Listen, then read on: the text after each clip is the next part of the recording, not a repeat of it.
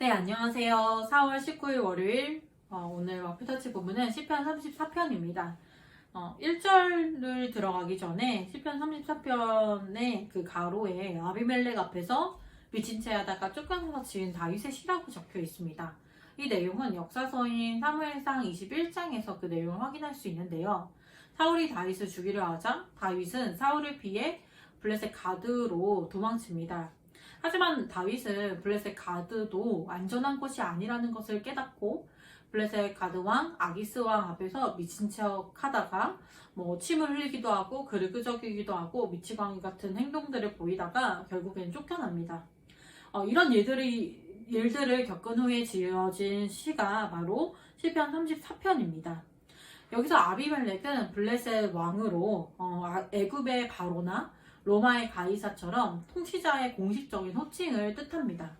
사무엘상에 등장하는 블레셋 가드 왕의 아기스 왕은 아기스는 이름을 말하고요. 이 시편 34편의 아비멜렉은 왕을 뜻합니다. 같은 동일 인물입니다. 시편 34편은 히브리 알파벳을 앞 글자에 배치해서 이스라엘 백성들이 외우기 쉬운 문학 형태로 기록했습니다. 다윗은요, 블레셋에서 쫓겨나서 유대 광야로 돌아가 아둘람이라는 동굴에 피신합니다.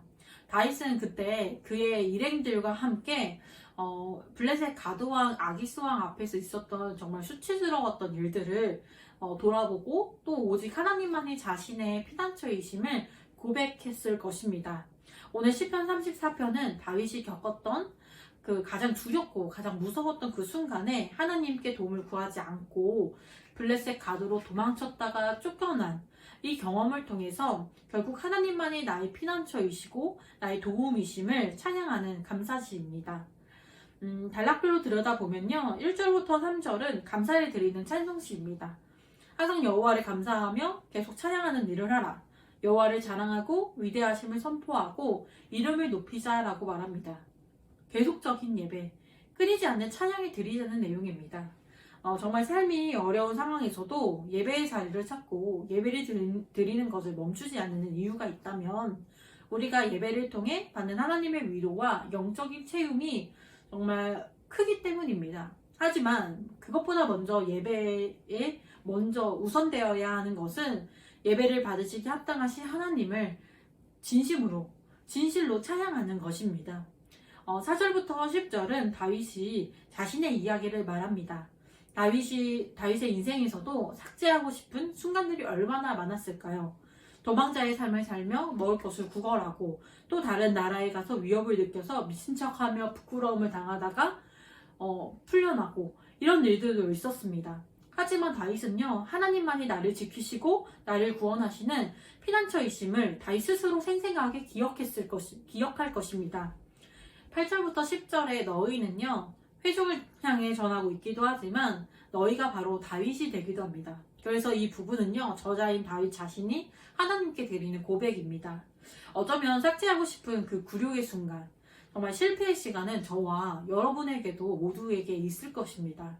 하지만 처참한 모습을 하고 있을지라도 하나님을 부르짖고 하나님을 앙망하는 삶을 살아가야 하는 이유, 다시 하나님께 나아가야 하는 이유가 있습니다.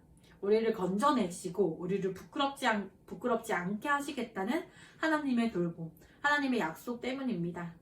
11절부터 21절은요, 회중 앞에 자신의 경험을 토대로 가르치는 내용입니다.